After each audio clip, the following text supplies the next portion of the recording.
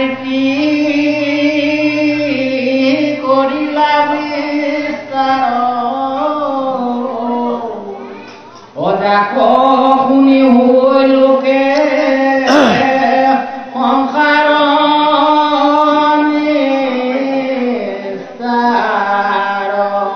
হে আচৰিলা জগতৰ হিত তুমি ইখে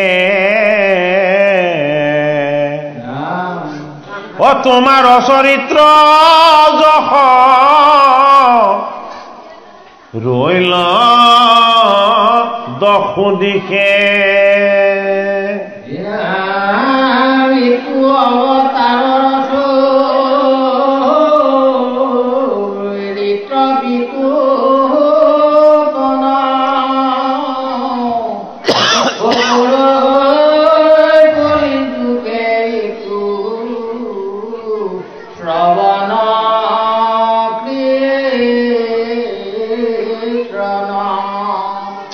অশেহিষে মহন্তে সুখে তৰিবে সংসাৰ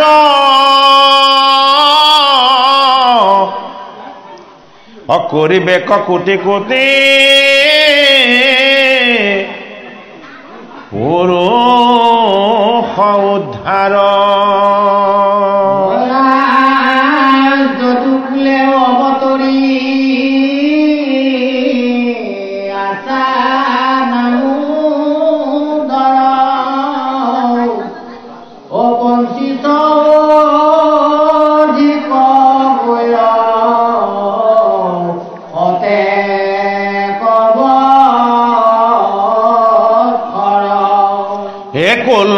নাখিলা প্ৰভু দিয়া ব্ৰহ্মশা এ আমাৰ থান কৱা বে আহিও কবা এ দশ দিগ পালৱা আমি তোমাৰ কিংকৰ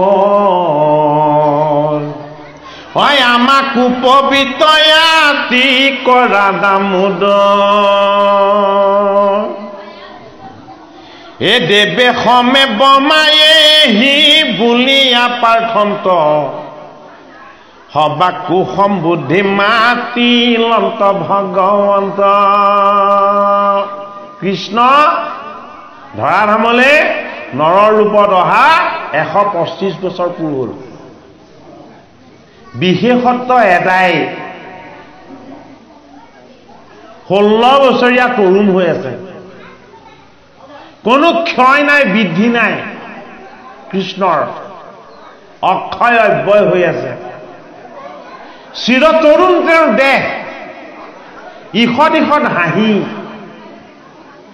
গোটেই জগতকে যেন তেওঁ আনন্দ দিছে তেওঁৰ ৰূপত সেই ৰূপ চাই ঋষি মুনি সাধন সিদ্ধ যোগী ব্ৰহ্মাহৰ সকলো মুগ্ধ হয় কিয় সেয়া কৃষ্ণৰ দেহ ৰূপ নহয় সেয়া কৃষ্ণৰ আত্মা কিয় আত্মাৰূপ আত্মাৰ কোনো বৃদ্ধি নাই আত্মাৰ কোনো ক্ষয় নাই আত্মাৰ কোনো বিকাৰ নাই আত্মা কি আত্মা সদায় আনন্দিত অগ্নিমন্ত কৃষ্ণ কি কৃষ্ণ পৰমাত্মা কৃষ্ণ পৰমাত্মা হোৱাৰ কাৰণে পৰমাত্মাৰ পৰম তত্ত্বটো তেওঁ সকলোকে বুজাব বিচাৰি যাবলৈ কি ও তোমাৰ সন্তানৰ ভালৰ কাৰণে ভাৰ্যাৰ সুখৰ কাৰণে হয়নে পিতৃ মাতৃৰ সুৰক্ষাৰ কাৰণে ও তুমি সদায় ভগৱানক তুতি নতি উপাসনা কৰা হয়নে ও মই ঋষিসকলক নিমন্ত্ৰণ কৰিছো কেলে ও মোক ফুলটোক অভিশাপ দিবলৈ সেইটো কাৰণে কৃষ্ণ বিপৰীত দেৱতা তেওঁ যিটো কৰি দেখায় তেখেতো সত্য সত্যটো বুজাব বিচাৰিছে হয়নে যে মোক তুমি অনুভৱ কৰিবলৈ অভ্যাস কৰা মোক চিন্তা কৰিবলৈ অভ্যাস কৰা মোক ভাল পাবলৈ আৰু মোক উপাসনা কৰিবলৈ তুমি অভ্যাস কৰা বলে কি ওই এইটোৰ কোনো ক্ষয় বৃদ্ধি নাই সেই বস্তুটোৰ কোনো ক্ষয় বৃদ্ধি নাই কৃষ্ণ প্ৰেম ঈশ্বৰ প্ৰেম এইটো কাৰণে এগৰাকী নাৰীয়ে যদি কেনেবাকে তেওঁ স্বামীলে কোনোবাই বেয়াকে চায় ও তেতিয়াহ'লে তেওঁৰ লগত কাজিয়া লাগিব লাগিব নে নালাগে? এইটো নিয়ম। তেওঁ স্বামীলে বেয়াকে কিয় চাব? আৰু ভাত দিলেও কোনোবাই বেয়াকে চালে তেওঁ প্ৰশ্ন কৰিব, কিয় তেনেকে চাবা? হয় নে নহয়? কিন্তু কৃষ্ণলৈ সকলোৱে একেথৰে চাই থাকে। কাৰো লগত কাজিয়া নালাগে, কাৰো লগত বিবাদ নালাগে, কাৰো লগত সংঘাত নালাগে। কিয়? কৃষ্ণ নিষ্কাম, শিশুৰ দৰে কোমল আৰু নিৰ্মল, স্বচ্ছ আৰু পবিত্ৰ। সেইটো কাৰণে কৃষ্ণৰ প্ৰেমত কোনো কামনা থাকিব নালাগে, কৃষ্ণৰ ভক্তিত কোনো কামনাৰ দুৰ্গন্ধ থাকিব নালাগে। কৃষ্ণক নিষ্কাম ভাৱে, ভক্তি ভাৱে, শ্ৰদ্ধা ভাৱে আমি সদায় পূজা উপাসনা কৰিব লাগে। কৃষ্ণক আমি একো বিচাৰিব নালাগে। বোলে কিয়? যিখিনি পাই আছো চব তেওঁ দিয়াই। যদি সুখ পাইছো তেওঁৱে দিয়া, যদি দুখ পাইছো তেওঁৱে দিয়া, হয়নে বাৰু? সেইটো কাৰণে তেওঁক এটা কাৰণেহে আমি তুতি নতি কৰিব লাগে। বোলে কি? তোমাৰ চৰণৰ ছায়াত ঠাই দিয়া। কৃষ্ণৰ চৰণৰ ছত্ৰ ছায়াত যদি কেনেবাকে ঠাই পাবলৈ হয়, তাত দুখ নাই, কষ্ট নাই, যান্ত্ৰণা নাই, বিকাৰ নাই, সমস্তবিলাক দুখ কষ্টৰ পৰা জীৱমুক্ত। এইটো কাৰণে ভাগৱতৰ পদত আমাক কৈছে কলি যুগ। কি যুগ? এইটো মানুহৰ যন্ত্ৰৰ নিচিনা যুগ। মানুহবিলাকৰ ঘৰবোৰ পকা হ'ব, সুন্দৰ হ'ব, গাড়ী ঘোঁৰা চব হ'ব, কিন্তু হৃদয়খনো পাথৰৰ নিচিনা হ'ব। সেইটো কাৰণে এইটো যুগটোৰ নাম কি দিছে? কলি যুগ নাম দিছে। কেঁচা ৰাস্তা নাথাকিব, চব পকা হ'ব। বোলে কিয়? হৃদয়বিলাকো পাথৰৰ নিচিনা কঠিন হ'ব। মিছা জানো কথাটো? আগৰ ঘৰ খেৰ বাঁহৰ আছিলে, গোহালিত গো বৎস আছিলে। গাই জগিলে গাখীৰ নিজে খাম বুলি নাভাবে, ওচৰৰ মানুহক অকণ অকণ নি দিয়েগে খাবলৈ। হয়নে? ঘৰবিলাক সাধাৰণ আছিলে, ৰাস্তাবিলাক কেঁচা আছিলে, হয়নে? মানুহৰ প্ৰয়োজনীয় বস্তুবিলাক কম আছিলে, কিন্তু হৃদয়খন সাগৰৰ নিচিনা গভীৰ আছিলে। অন্তৰখন কি আছিলে? অন্তৰখন উদাৰ আৰু বহল আছিলে। এতিয়া সা সম্পত্তি সকলো হৈছে, কিন্তু কেৱল মোক লাগে মোক লাগে, কাকো একো দিব নোৱাৰা হৈছে। এইটো কলি যুগ। সেইটো কাৰণে এই কল কব্জাৰ যুগত এই মানুহবিলাকো কল কব্জাৰ নিচিনা হৈ গৈছে, যন্ত্ৰব্ৰত হৈ গৈছে, যন্ত্ৰৰ নিচিনা হৈ গৈছে। মানুহৰ প্ৰাণ আছে, হৃদয় নাইকিয়া হৈছে। সেইটো কাৰণে যি কথাত মানুহৰ বিবাদ লাগিবলৈ লৈছে, সহন গুণ আৰু ধৈৰ্য গুণ মানুহৰ মাজত নাইকিয়া হৈ গৈছে। হয়নে? গুৰু ধৰ্মত জানো কিবা বিবাদ আছে? গুৰুজনাৰ ধৰ্মত জানো কিবা সংঘাত আছে? এক দেও, এক সেও, এক বিনে নাই কেও, হয় নহয়? এক ভাৱ, এক মন, এক প্ৰাণ। গুৰুজনাৰ ধৰ্মত সেইবোৰ কোনো ধৰণৰ বিকাৰ নাই। গোটেই সমস্ত জীৱকেই ঈশ্বৰময় দৰ্শন কৰিবলৈ আমাক গুৰুজনাই কৈছে। সমস্ত প্ৰাণীক দেখি বেক আত্মহম। সমস্ত প্ৰাণীক ঈশ্বৰময় দৰ্শন কৰা ইয়াৰ ধৰ্ম। গতিকে একাদশ স্কন্ধত কৃষ্ণক স্তুতি কৰিছে। ব্ৰহ্মাদেৱ, ইন্দ্ৰ, শিৱ, নাৰদ, লক্ষ্মী মাতা এইসকলে কৃষ্ণক স্তুতি কৰিছে একাদশত। কি বুলি স্তুতি কৰিছে? হে কৃষ্ণ, তুমি দ্বাপৰ যুগৰ লীলা কৰিলা 125 বছৰ পুৰুল। তুমি আমাৰ ঐশ্বৰ্য আৰু সম্পত্তি 10 দিকপাল তুমিয়ে পালন কৰি ৰাখিছা। সেইটো কাৰণে ব্ৰহ্মাই কৈছে তুমি তোমাৰ আচল ঈশ্বৰ তত্ত্বলৈ আকৌ গমন কৰা। ঈশ্বৰ তত্ত্বটো কি? তুমি কৃষ্ণৰ ৰূপত আছা, ৰূপৰ পৰা মুক্ত হোৱা।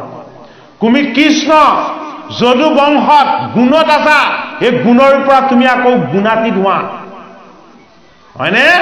কৃষ্ণ যদি আকৌ গুণমুক্ত হবলৈ হয়, অকল কৃষ্ণ হলে নহব, কি হব লাগিব? গোটেই যদু কুল গুণমুক্ত হব লাগিব। গোটেই যদু কুলটোক গুণমুক্ত কৰিব লাগিব, নিৰ্গুণলৈ লৈ যাব লাগিব। সেইটো কাৰণে ভগৱান কৃষ্ণই কি কৰিলে? এই যদুকুলৰ প্ৰজাবিলাক মই নিজেই এইবিলাক আৰু মোৰ মাজত কাইটোৰ পাৰ্থক্য আছে, আত্মাৰ কোনো পাৰ্থক্য নাই। ইহঁতৰ যিমান শক্তি সামৰ্থ্য আছে মোৰো সিমানেই আছে। ইহঁতক কোনেও বধ কৰিব নোৱাৰে, বিনাশ কৰিব নোৱাৰে, ইহঁতি অবৈধ। সেইটো কাৰণে কি অস্ত্ৰ লাগিব? অভিসম্পাত অস্ত্ৰ লাগিব। মোৰ আশীৰ্বাদত এই যদুকুলৰ প্ৰজাসকলক ৩৩ কোটি দেৱতাক মই মৰ্ত্যলৈ আনিছিলো ঋষিৰ অভিসম্পাতত। এইবাৰ মই বৈকুণ্ঠলৈ লৈ যাম। ঐ ঋষিয়ে দিয়া অভিসম্পাততো আশীৰ্বাদ আছে, কৃষ্ণই তাকে বুজাইছে। অসৎ মানুহে, দুষ্ট মানুহে, বেয়া মানুহে দিয়া আশীৰ্বাদো অভিসম্পাত। ভাগৱতে কৈছে সৎ শুদ্ধ নিৰ্মল স্বভাৱ চৰিত্ৰৰ যদি কেনেবাকে কোনোবা জনে আমাক যদি অভিসম্পাতো দি দিছে, তেতিয়াহ'লে কি আমাৰ কাৰণে আশীৰ্বাদ হৈ যাব পাৰে। ভাগৱত শাস্ত্ৰই দেখুৱাইছে কি? বিপৰীত ধৰ্ম। বিপৰীত ধৰ্ম দেখাইছে আমাক ভাগৱত শাস্ত্ৰই। সেইটো কাৰণে আমি শত্ৰুতাও কৰিব নালাগে। কাৰ লগত? যিজন অসৎ, যিজন দুৰাচাৰ, হয়নে? আমাৰ যদি বন্ধু হয় সৎ সাধু সন্ত হওক, আমাৰ যদি শত্ৰু হয় তেতিয়াহ'লে সৎ সাধু আৰু মহন্তই হওক। ভাগৱত শাস্ত্ৰই আমাক দেখাইছে। সেইটো কাৰণে কৃষ্ণই কি কৰিছে? কৃষ্ণই ঋষিসকলক অন্ন দিবৰ কাৰণে গৃহলৈ মাতিলে। কৃষ্ণৰ এই পুত্ৰ শাল্ব আদি প্ৰজাসকলক কি কৰিলে? কৃষ্ণ সদায় মনৰ মাজত সোমায়, বৰ ডাঙৰ কথা। ৰূপটো সুন্দৰ দেখিলে মোৰ যায় আৰু প্ৰত্যেকৰ মনৰ মাজত তেওঁ সোমাই যায়। ইফালে ঋষি আহিছে আৰু কৃষ্ণ কি? কৃষ্ণ হল যোগেশ্বৰ। যদুকুলৰ প্ৰজাৰ মনৰ মাজেদি হৃদয়ত প্ৰৱেশ হৈ গল। সিহঁতৰ মনত কপট বুদ্ধি দি দিলে। শাল্বক এগৰাকী কন্যা সজালে আৰু গৰ্ভৱতী মহিলাৰ ভাও ৰুবৰ কাৰণে পেটত এটা গডাল বান্ধি ললে আৰু বান্ধি লৈ কি কৰিছে? ঋষিসকলক পৰীক্ষা কৰিবলৈ যাবলৈ ওলাইছে। যি ঋষিক কৃষ্ণই পূজা কৰে, যি ঋষিক কৃষ্ণই উপাসনা কৰে, যি ঋষিৰ তত্ত্ব কৃষ্ণই গলত পিন্ধে, এই ঋষিসকলক পৰীক্ষা কৰিব কোনে? এই যদুকুলৰ অনাচাৰী প্ৰজাই। এটা কোন বিতুষ্ট হল? বিতুষ্ট ঋষি হোৱা নাই, বিতুষ্ট হৈছে কৃষ্ণ। মই যাক সেৱা কৰো, মই যাক শ্ৰদ্ধা কৰো, মই যাক উপাসনা কৰো, যদুকুলত জন্ম হৈ তেওঁলোক স্বৰূপ ঋষিক তোমালোকে পৰীক্ষা কৰিবা, ইমান অধৰ্ম মই সহ্য কৰিব নোৱাৰো। সেইটো কাৰণে সুধিলে শাল্বই, হেৰা ঋষিসকল, এই কন্যাগৰাকীৰ গৰ্ভৰ পৰা কি জন্ম হব? হয়নে? ঋষি বাহ্যিকমুখী নহয়, অন্তৰ্মুখী। তেওঁলোকৰ লগত ভগৱন্ত কৃষ্ণৰ অন্তৰ্যামী শক্তি আছে। কোনে দিছে? ভগৱান কৃষ্ণই দিছে। অন্তৰ্দৃষ্টিয়ে চোৱাৰ লগে লগে গম পালে, এয়া দেখোন কৃষ্ণৰে পুত্ৰ। কৃষ্ণৰ পুত্ৰই কিয় এনে অকাৰ্য কৰিছে? যি গদা নামৰ প্ৰতীক, এই গদাক কিয় কপট ৰূপত তেওঁলোকে পেটত বান্ধি পুত্ৰ সজাইছে? কি হৈ গল? লগে লগে ঋষিয়ে অভিসম্পাত দি দিলে। বোলে কি? ঋষিক বুজি নাপালি, ঋষিৰ সাধনাক চিনি নাপালি। তহঁতৰ কুলৰ ভগৱান কৃষ্ণয়ো ঋষিক উপাসনা কৰে, তেনে ঋষিক তহঁতে কি কৰিছ? পৰীক্ষা কৰিবলৈ আহিছ। তহঁতক অভিসম্পাত দিছো। বোলে কি? এই গৰ্ভত যিটো বান্ধি লৈছ, এইটোৱে তহঁতৰ মৃত্যুৰ কাৰণ হব। সেইটো কাৰণে কি কৰিলে? সেই গদাডাল সাগৰৰ পাৰলে নি ঘঁহি ঘঁহি ঘঁহি ধূলি বালি কৰি দিলে। অকণমান থাকিলে কাঁইটটো, শেষত ঘঁহিলেও ক্ষয় নাযায়, সেইটো দলিয়াই জললে পেলাই দিলে আৰু এটা মাছে খাই দিলে। সেই মাছটোকে জৰাবিয়াদে বধ কৰিছিলে। জৰাবিয়াদে সেই মাছটোক কি কৰিলে? পালে আৰু পাই তাৰ পেটটো ফালোতে কি পালে? সেই লোহাৰ তীখাৰ সেই তীক্ষ্ণ সেই অস্ত্ৰখন পালে আৰু ধনু শৰৰ আগত সেইটো লগাই ললে। হয়নে বাৰু? শেষৰ কণেৰে সৈতে কাক আক্ৰমণ কৰা হল? ভগৱান কৃষ্ণ। কৃষ্ণৰ চৰিত্ৰ পৰম অমৃত। প্ৰভাস ক'ত আছে? সমুদ্ৰৰ পাৰত আছে। এই সমুদ্ৰ কি? এই সমুদ্ৰ আমাৰ সংসাৰখন। এই সংসাৰৰ পাৰত এখন তীৰ্থ প্ৰভাস, এই প্ৰভাস হ'ল আমাৰ জীৱন। আমি আধ্যাত্মিক দৃষ্টিৰে বস্তুবিলাক চাব লাগিব। এই সংসাৰৰূপী সমুদ্ৰৰ পাৰত আমাৰ জীৱন হ'ল এখন তীৰ্থক্ষেত্ৰ। এই জীৱন তীৰ্থক্ষেত্ৰত আমি কি কৰিব লাগিব? এই জীৱন তীৰ্থক্ষেত্ৰত সমস্ত জড় প্ৰকৃতিক আমি ঈশ্বৰ দৰ্শন কৰিবলৈ অভ্যাস কৰিব লাগিব। এই প্ৰকৃতিয়ে ঈশ্বৰ আৰু ঈশ্বৰে প্ৰকৃতি। কি হ'ল? যদুকুলৰ প্ৰজাসকলক ভগৱান কৃষ্ণই গুণমুক্ত কৰি দিব বিচাৰিছে। কি কৰিলে? যে প্ৰভাস তীৰ্থত নি এই সকলোবিলাকক কি কৰিব লাগিব? দেহৰ জড় বন্ধনৰ পৰা মুক্ত কৰিব লাগিব। এই যে গদাডাল ঘঁহিছিলে পিহিছিলে তাৰ পৰা বন সৃষ্টি হ'ল। এই বনবিলাক কি বন আছিলে? মাধুৰী বন। কিহৰ প্ৰতীক? গদাডাল ঘঁহি মাজি তাৰ বীজৰ পৰা সৃষ্টি হয় মাধুৰী বনটো কিহৰ প্ৰতীক? এইটো আমাৰ মই মতালি স্বভাৱৰ প্ৰতীক। এই সংসাৰ সমুদ্ৰৰ পাৰত আমাৰ মৃত্যুৰ কাৰকৰূপী মাধুৰী আমাৰ হ'ল মই মতালি স্বভাৱ। কাকো নমনা, কাকো নুবুজা। এই মই মতালি স্বভাৱটোৱে আমাৰ মৃত্যুৰ কাৰণ হয়। এইটো কাৰণে মাধুৰী বনেৰে মৰিয়াই মৰিয়াই এই যদুকুলৰ বাকী প্ৰজাসকলক ভগৱান কৃষ্ণই বধ কৰিছে। অৰ্থাৎ আমাৰ মৃত্যুৰ কাৰণে আমাৰ অহংকাৰেই যথেষ্ট। আমাৰ মৃত্যুৰ কাৰণে আমাৰ মই মতালি স্বভাৱটোৱে যথেষ্ট। সেইটো কাৰণে ভগৱান কৃষ্ণই কি কৰিছে? প্ৰভাস তীৰ্থত কৃষ্ণ আৰু ৰামে মাধুৰী বনেৰে মৰিয়াই মৰিয়াই এই যদুকুলৰ প্ৰজাসকলক বধ কৰিছে। নিজৰ নিজৰ মাজতে কাজিয়া লাগিছে। মানে কি বুজালে? সকলো একে আত্মা ঈশ্বৰ। ইজনে সিজনক চিনি নাপালে সংঘাত আহিব, প্ৰতিযোগিতা আহিব, বিবাদ আহিব, তাৰ পৰাই ক্ষয়ৰ উৎপত্তি হ'ব। ভগৱান কৃষ্ণই ভাগৱতৰ 11 স্কন্ধত এই প্ৰভাস তীৰ্থৰ যাত্ৰাৰ যোগেদি আমাক জনাব বিচাৰিছে, বুজাব বিচাৰিছে। এই প্ৰভাসৰূপী দেহ তীৰ্থলৈ জগতৰ হৰিয়া আমাক আনিছে। এই দেহ তীৰ্থতে আমি কি কৰিব লাগিব? আমি ভকত ভগৱন্তৰ চৰণ সেৱাৰে, গোবিন্দৰ গুণ কীৰ্তন যশৰ উপাসনাৰে সৈতে আমি ভগৱত প্ৰাপ্তিৰ যিটো এক পথ, গুৰুৰ চৰণ সেৱা, ভকতৰ চৰণ দৰ্শন, সৎসংগৰ লগত ভগৱন্তৰ গুণ কীৰ্তনৰ অনুভৱ, এইখিনিয়ে হ'ব আমাৰ জীৱনৰ আচল নিৰ্গুণ সম্পত্তি। এই সম্পত্তিৰ কেতিয়াও বিনাশ নহয়। সেইটো কাৰণে বৈকুণ্ঠলৈ গ'ল কৃষ্ণ। বৈকুণ্ঠত কোনো বস্তুৰ বিনাশ নাই। ভগৱান কৃষ্ণৰ গুণ নাম যশ অক্ষয় অব্যয় বস্তু। এই বস্তুৰ কোনোদিন কেতিয়াও বিনাশ নহয়। কৃষ্ণ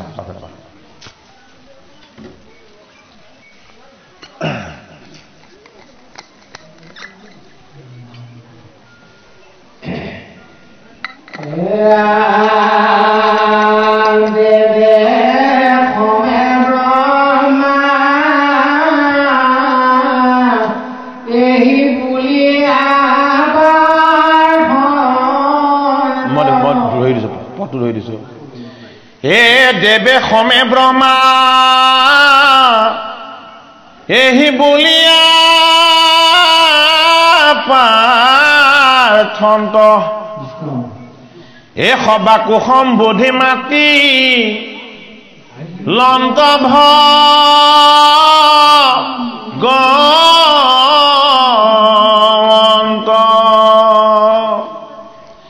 হে ব্ৰহ্মা শুনিও ক বচন আমাৰ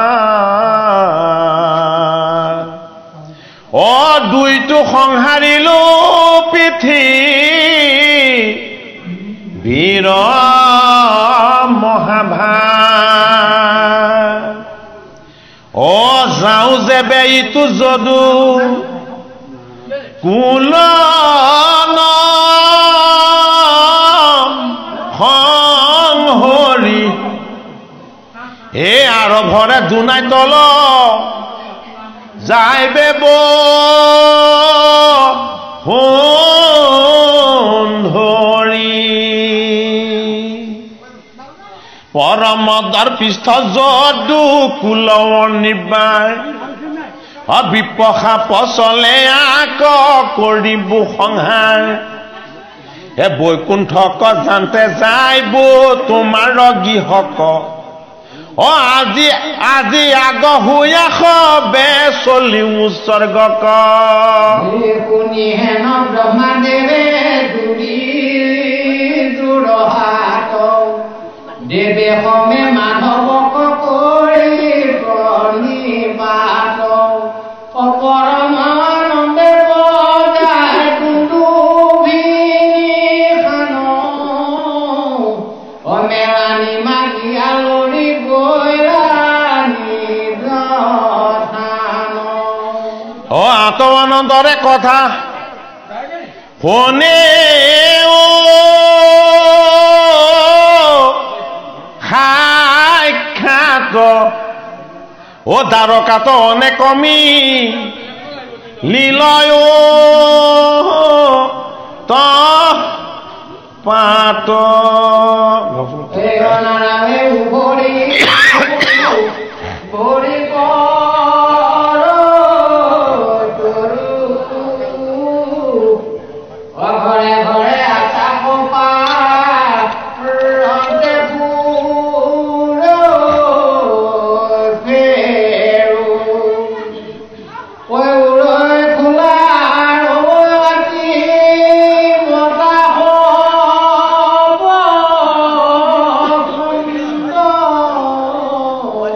সঘনে নিৰ্ঘাত পৰৈ লৰৈ ভূমিখন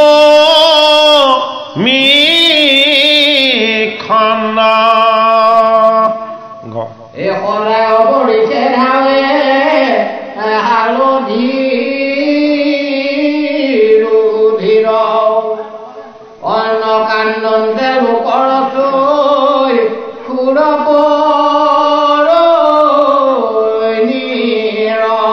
অশুনগুই সংগিনী এহত ফুৰৈ পখী একে আকাশতে কতো এজন লয় দুই সখী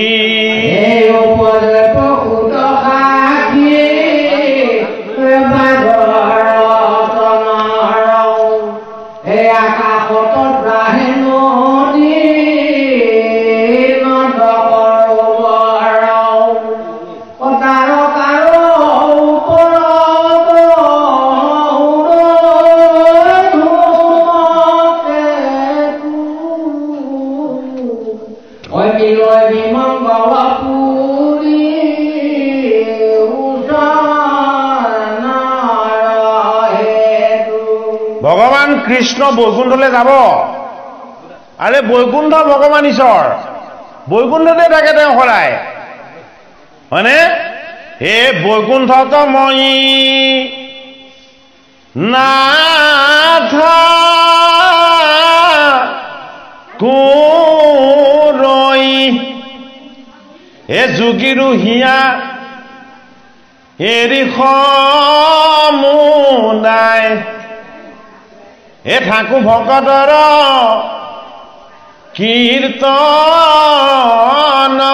চাই ভগৱান কৃষ্ণ বৈকুণ্ঠলৈ যাব তেওঁ যোৱাৰ আগত 10 দিকপালে আহি তেওঁক স্তুতি কৰিছে গোকুলত স্তুতি কৰি কৈছে গোসাঁই তুমি মৰ্ত্যৰ ভূমিভাৰ হৰণ কৰিবলৈ অহা 125 বছৰ হ'ল তুমি গুণৰ পৰা আকৌ মুক্ত হৈ দিব লাগে তোমাৰ চৰণ স্পৰ্শ কৰিবলৈ আমি সদায় পাব লাগে তুমি গোকুলত থকাৰ কাৰণে আমি তোমাক চাবলৈ এটা গোকুললৈ আহিব লগা হৈছে তুমি আকৌ সৰ্বব্যাপ্ত হৈ যাব লাগে তেতিয়া ব্ৰহ্মাক কৈছে মই বৈকুণ্ঠলৈ যাওঁতে তোমাক বাৰু দেখা দি যাম কৃষ্ণ কৈছে এতিয়া তেওঁ বৈকুণ্ঠলৈ যোৱাৰ আগতে কি হৈছে দ্বাৰকাত উপদ্ৰৱ হৈছে এতিয়া আমি কি বুজিব লাগিব কৃষ্ণ বৈকুণ্ঠলৈ যোৱাৰ আগত যে দ্বাৰকাত উপদ্ৰৱ হয় ইয়াৰ বাস্তৱ সত্যটো কি আধ্যাত্মিক তত্ত্বটো কি হয়নে দ্বাৰকা নগৰ এই আমাৰ দেহটো এই দেহটোৰ প্ৰতিপালক কোন? বিষ্ণু, আত্মা, পৰমাত্মা। এই দেহটো কোনে বনোৱা? কোনো যন্ত্ৰত বনোৱা নহয়, ঈশ্বৰৰ শক্তি আৰু সামৰ্থ্যৰে সৃষ্টিকৰ্তাই বনাইছে। কোনে? বিশ্বকৰ্মাই বনাইছে। সেইটো কাৰণে বিশ্বকৰ্মাই বনোৱাৰ কাৰণে কাৰো চেহেৰাটো কাৰো লগত নিমিলে। এইটো তেওঁৰ বিশেষত্ব, হয়নে বাৰু? সেইটো কাৰণে সেই তাৰকা নগৰ, এই তাৰকা নগৰখন ক'ত নিৰ্মাণ কৰিছে? সমুদ্ৰত নিৰ্মাণ কৰিছে। সমুদ্ৰ ক'ত? জলৰ মাজত নিৰ্মাণ কৰিছে, হয় নহয়? মাতৃগৰ্ভৰ জলৰ মাজতে সন্তানৰ স্থিতি, হয়নে নহয়? তাৰ যিটো ঈশ্বৰ তত্ত্ব, যদি আমি তাৰ বাস্তৱ দৃষ্টিটো চাওঁ, হয়নে বাৰু? আহিছিলে এটা অবুধ শিশু হৈ। কেনেকে আহিছিলে? মাতৃগৰ্ভৰ পৰা শিশুবিলাক আহোঁতে দুমুঠি সম্পত্তি লৈ আহে হাতত। বাওঁ হাতটোও মুঠি মাৰি আহে, সোঁ হাতটোও মুঠি মাৰি আহে, হয়নে নহয় বাৰু? হয়নে? ঈশ্বৰে দুমুঠি সম্পত্তি জন্মতে দি পঠিয়ায়। বাওঁ হাতটোত দিয়ে এই মুঠি মায়া লৈ যোৱা, সোঁ হাতটোত দিয়ে এই মুঠিত মোহ লৈ যোৱা, হয়নে বাৰু? যাবৰ সময়ত দি পঠিয়াইছো, আহিবৰ সময়ত কিন্তু আনিবলৈ নিদিও, হয়নে? যাবৰ সময়ত কিন্তু মুঠি দুটা খুলি যাব লাগিব। আহোঁতে দুমুঠি দি পঠিয়াইছিলে, এই দুমুঠি নহলে তুমি তাত জীৱন যাপন কৰিব নোৱাৰিবা। মায়াও লাগিব, মোহো লাগিব, হয়নে? কিন্তু মুঠি খুলি আহিব লাগিব। কৃষ্ণৰ চৰিত্ৰ পৰম অমৃত। মায়া আৰু মোহ, এই মুঠি দুটা খুলি দিলে খোল খাই যাব জানো? নেযায়। কৃষ্ণই বৈকুণ্ঠ প্ৰয়াণৰ তত্ত্বৰে আমাক বুজাব বিচাৰিছে। তোমাৰ দেহৰূপী দ্বাৰকাত যেতিয়াই উপদ্ৰৱ চলিব, তেতিয়াই তুমি সাৱধান হবা। কি উপদ্ৰৱ হব? তোমাৰ চকুৱেদি পানী ওলাবলৈ ধৰিব, ফেউৰাবিলাকে মাতিব, মানে কি? ইন্দ্ৰিয়বিলাক আপোনাৰ মতে নচলা হব। চকুৱে কম দেখিব, শ্ৰৱণ ইন্দ্ৰিয় দুৰ্বল হব, কম শুনিব, হয়নে? ফেউৰাবিলাকে কণাৰ নিচিনা এয়া। আৰু কি হব? মাজে মাজে বোলে হঠাতে ভূমিকম্প হব, মানে কি? নভবা নিচিন্তাকে কিবা অসুখ এটা আহিব, হস্পিটেলাইজ হব লাগিব, হয়নে বাৰু? তেতিয়াও আমাৰ চেতনা নহয়, কিন্তু তেতিয়াও আমি ৰামকৃষ্ণ নাম নলওঁ, হয়নে বাৰু? তেতিয়া আমি গীতা ভাগৱত শুনিবলৈ ইচ্ছা নকৰো, দৰৱ ডাক্তৰ এইবিলাকৰ পাছতে দৌৰি ফুৰিম, হয়নে? গতিকে আধ্যাত্মিক ঈশ্বৰ তত্ত্বটো আমাৰ উপলব্ধি হ'ব লাগিব। কি বুলি উপলব্ধি হ'ব লাগিব? যে দেহটো যিদৰে ঈশ্বৰে আমাক দিছিলে অবুধ শিশু কৰি, বৃদ্ধ অৱস্থা দি শিশুতকেও বেছি কি হ'ব? দুৰ্বল হ'ব। সেইটো কাৰণে সত্যটোক মানি ল'ব লাগিব। সত্যটোক মানি ল'ব যদি পাৰো, মই মতালি স্বভাৱটো নাথাকিব লাগিব। এই মই মতালি স্বভাৱটোৱে মাধুৰী বন। মোৰ কিয় অসুখ হ'ব? নহ'ব। মই কিয় এইটো কৰিব নোৱাৰিম? পাৰিম, হয়নে? বয়স, সময় আৰু আপোনাৰ শক্তি সামৰ্থ্য এইখিনি মিলি জুলি চাব লাগিব। যিটো সময়ত যিখিনি কৰণীয় সেইখিনি কৰিব লাগিব। যিখিনি সময়ত যিখিনি আমাৰ কৰণীয় নহয়, আমি সেইখিনি বাদ দিব লাগিব। সেইটো কাৰণে দ্বাৰকাত উপদ্ৰৱ চলি গ'ল। এই দেহৰূপী দ্বাৰকাত উপদ্ৰৱ চলিব বোলে কি? নাৰ্ভবিলাক দুৰ্বল হ'ব, হাত ভৰি কঁপিবলৈ ল'ব, চকুৱে কম দেখা হ'ব, হয়নে? খালে হজম নহয়, কৰবাৰ পানী অকণমান খালে চৰ্দি লাগে, জ্বৰ কাহ হয়, হয়নে? বিকাৰবিলাক লাহে লাহে বাঢ়িবলৈ ধৰিব। গতিকে ভগৱান কৃষ্ণই অমৃতময় ভাগৱত শাস্ত্ৰৰ যোগেদি আমাক বিকাৰ মুক্ত হৈ মৃত্যুক বৰণ কৰিবলৈ শিকাইছে। বোলে কি কৰা? নৃত্য কৰা, গুণ কৰা, গান কৰা, ভগৱন্তক কৃষ্ণস্বৰূপ ঈশ্বৰ তত্ত্বক উপলব্ধি কৰা। কৃষ্ণৰ উপলব্ধিটোৱেই হ'ল আনন্দময়, কৃষ্ণৰ উপলব্ধিটোৱেই হ'ল চৈতন্য বস্তু। সেইটো কাৰণে যদি আমি শৰণ ভজন লৈছো, আমাৰ নিয়ম সংস্কাৰ কিছুমান আমি পালন কৰিব লাগিব। আনে অংকুশ লগাই যাতে আমাক দেখুৱাব নালাগে, এইটো নকৰিবা, এইটো নাখাবা, ওলৈ নাযাবা। গুৰুজনাৰ ধৰ্মত নিয়ম সংযম অনুশীলন আৰু অনুশাসন এইখিনি মানি চলিব লাগিব। যদি আমি সেইখিনি মানি নচলো, তেতিয়াহ'লে আমি ঈশ্বৰৰ সেৱক কেনেকে হ'ম?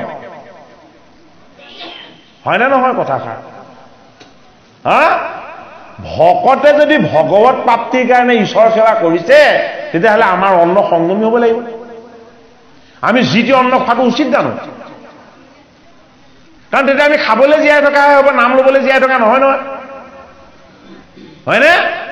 যদি ভাৱ শুদ্ধ হয়, চিন্তন শুদ্ধ হয়, তাৰ যোগেদি আমাৰ অন্ন শুদ্ধ হ'ব। অন্ন যদি শুদ্ধ হয়, তেতিয়াহ'লে আমাৰ তেজ শুদ্ধ হ'ব। তেজ যদি শুদ্ধ হয়, তেতিয়াহ'লে আমাৰ সুসন্তান লাভ হ'ব। গতিকে শাস্ত্ৰই যিটো আমাক শিকাইছে, দেখাইছে, আমি এইটো বুজিবলৈ যত্ন কৰিব লাগিব। দ্বাৰকাত উপদ্ৰৱ হ'বই এটা সময়ত। আমাক পিতৃ মাতৃয়ে তুলি তালি ডাঙৰ দীঘল কৰিছে, কিয়? বৃদ্ধ অৱস্থাত শিশুৰ নিচিনা হ'ব তেখেতলোক। তেখেতলোকক আমি সময় দিব লাগিব, সেৱা সৎকাৰ আৰু শুশ্ৰূষা কৰিব লাগিব। এয়া মানৱ ধৰ্ম, হয়নে বাৰু? বৃদ্ধ পিতৃ মাতৃক যদি আমি প্ৰতিপাল নকৰোঁ, শ্ৰদ্ধা নকৰোঁ, তেওঁলোকক যদি সেৱা সৎকাৰ নকৰোঁ, তেতিয়াহ'লে ইমান কষ্ট কৰি আমাক শিশুৰ পৰা কিয় তুলি তালি ডাঙৰ দীঘল কৰিছিলে? যদি ভকতি নহয়, তেতিয়াহ'লে এই জ্ঞানখিনি আহিব জানো? নাহে, হয়নে বাৰু? আজি মই যিটো কৰিছোঁ, কাইলৈ মোক ল'ৰা ছোৱালীও মোকো সেইটোকে কৰিব। যদি মই মা দেউতাক থবৰ কাৰণে যদি আমি বৃদ্ধাশ্ৰম বিচাৰিছোঁ, তেতিয়াহ'লে আমিও নিশ্চিন্ত হৈ থাকিব লাগে। বৃদ্ধ হ'লে আমাকো আমাৰ ল'ৰা ছোৱালীয়ে আনি হয়তো বৃদ্ধাশ্ৰমতো নথব, ফুটপাথতো এৰি দিব পাৰে। কাৰণ পৰিণামবিলাক সদায় বাঢ়ি যায়।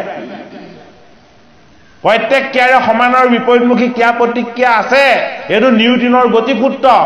বাস্তৱ ক্ষেত্ৰত প্ৰতিক্ৰিয়াবিলাক অলপ বেছি হৈ যায়, গতিসূত্ৰতকৈ ই কি হয়, অলপ ওপৰলৈ যায়। সেইটো কাৰণে কৃষ্ণই কি কৰিছে? কৰি দেখাইছে। কি কৰি দেখাইছে? জীৱনবোধৰ অনুভৱখিনি যাতে আমি কৰিব পাৰোঁ, আমাৰ জীৱনৰ কৰণীয়খিনি যাতে আমি শুদ্ধকৈ পালন কৰিব পাৰোঁ, আমি জীৱনটোক যাতে সত্য শুদ্ধ পথত যাতে আমি আগুৱাই নিব পাৰোঁ, সেইটো কাৰণে কৃষ্ণৰ নাম, কৃষ্ণৰ গুণ, কৃষ্ণৰ যশ আৰু পৰমাত্মাৰ উপলব্ধি ক'ত হ'ব লাগিব? আমাৰ হৃদয়ত হ'ব লাগিব। এই দেহটোক ধাৰণ কৰি থকা, পালন কৰি থকা বিষ্ণুৰূপ আত্মা, পৰমাত্মা, বৈকুণ্ঠৰ বস্তু, তেওঁৰ কোনো মৃত্যু নাই, ক্ষয় নাই। কিন্তু আমাৰ এই ক্ষয়শীল দেহটো আমি যদিও পাইছো, এই দেহৰ শুদ্ধতাৰ কাৰণে, মনৰ পবিত্ৰতাৰ কাৰণে আমি পৰমাত্মাৰ চিন্তন আৰু উপাসনা কৰিব লাগিব। সেইটো কাৰণে দেহ দ্বাৰকা নগৰ, ক'ত? সমুদ্ৰৰ মাজত। এই সংসাৰ ভৱ সমুদ্ৰ। সৃষ্টি কোনে কৰিছে? কৃষ্ণৰ আজ্ঞাত বিশ্বকৰ্মাই নিৰ্মাণ কৰিছে। এই বিশ্বকৰ্মা জীৱৰ সৃষ্টিৰ ৰহস্য তত্ত্ব। সেইটো কাৰণে আমি জীৱ নিৰ্মাণ কৰিব নোৱাৰোঁ। জীৱ ঈশ্বৰৰ অংশ। ঈশ্বৰৰ অংশ শুদ্ধ জীৱ হৈ আমি যদি জীৱক ভাল নাপাওঁ, নৰক ভাল নাপাওঁ, আমি যদি মানুহৰ সেৱা শুশ্ৰূষা নকৰোঁ, কৃষ্ণক আমি শুশ্ৰূষা সেৱা কৰিলে কৃষ্ণই গ্ৰহণ কৰিব জানো? নকৰে। পিতৃ মাতৃক বেয়াকৈ ক'লেও বেয়া নাপায়, সন্তানক বেয়াকৈ ক'লে বেয়া পায় কিন্তু, হয়নে বাৰু কথাটো? আৰু সন্তানক যদি মৰম কৰে, পিতৃ মাতৃক অৱজ্ঞা কৰিলেও জবৰ নালাগে। গতিকে আমি ভগৱন্তৰ সন্তান। ভগৱন্তৰ সন্তান স্বৰূপ ভকতসকলক আমি যদি চৰণ সেৱা কৰি হয়নে আমাৰ গুৰু ধৰ্মই যি ভকতৰ সংগত ভগৱন্তৰ নাম বস্তুৰ ভাগ আমাক ল'বলৈ দিছে হয়নে বাৰু ভকতিৰ সংস্কাৰৰ দ্বাৰা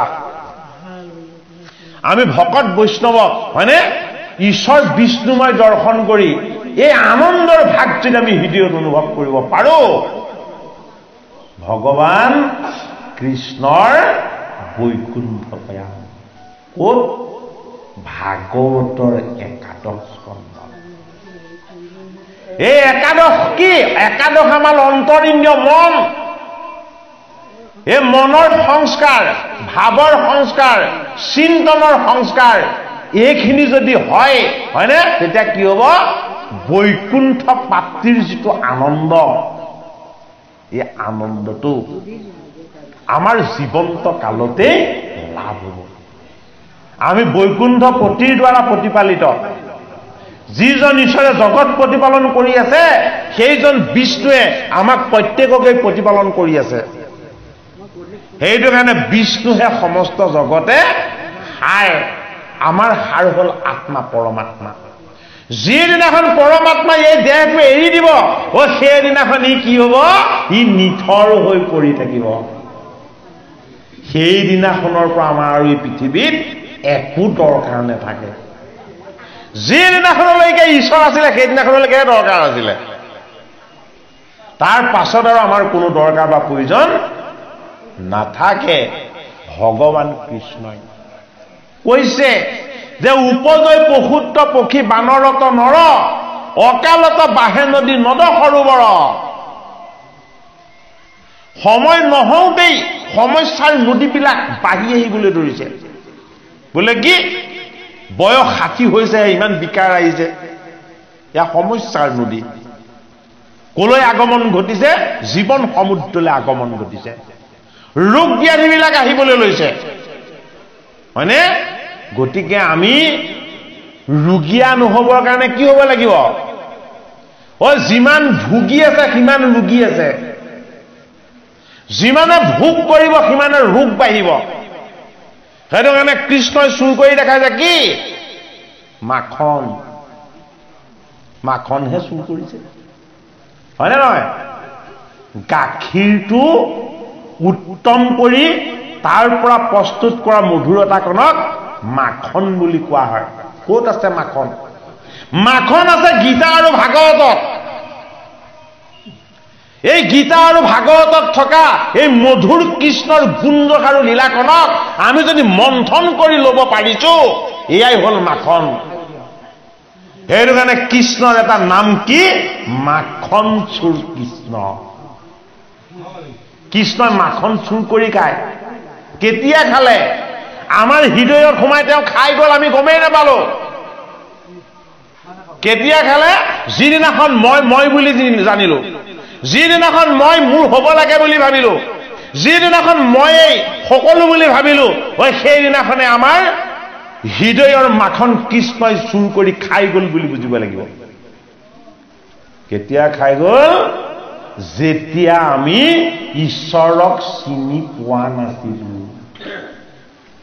মনৰ সংস্কাৰ মনৰ সৰলতা মনৰ নিৰ্মলতা মনৰ কোমলতা এইখিনি মধুৰ বস্তু এইখিনি মাখন সদৃশ এই মাখনখিনি চুৰ কৰি 5 বছৰ হোৱালৈকে কৃষ্ণই খালে আৰু তাৰ পাছত আমাৰ একো নাথাকিলে তাৰ পাছতে আমি কি হৈ গলো বিকাৰযুক্ত হৈ গলো যৌৱন আহি গ'ল সমস্যা আহি গ'ল গুৰু গোসাঁই কাকো নমনা হ'বলৈ আৰম্ভ কৰিলো বুজিব লাগিব ভাগৱত আৰু কৃষ্ণৰ চৰিত্ৰই দেখুওৱা যিটো ঈশ্বৰ তত্ত্ব এই ঈশ্বৰ তত্ত্বটো বাস্তৱ বস্তু সেইটো কাৰণে আমি সদায় শিশুৰ নিচিনা হ'বলৈ যত্ন কৰিব লাগে